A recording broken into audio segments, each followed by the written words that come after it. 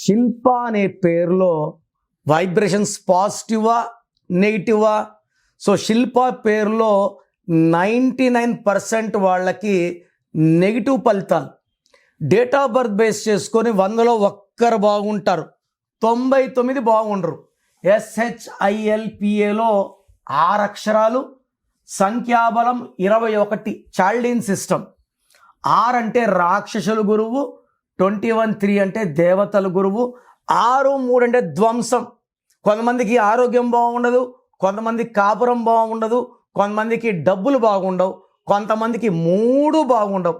పైథాగరస్లో 29, 2 చంద్రుడు 9 కుజుడు, తూకంలో లేని జీవితం. ఒక కష్టం పోతుంటే ఒక కష్టం వచ్చేది, నో గ్రోత్ నో డెవలప్మెంట్.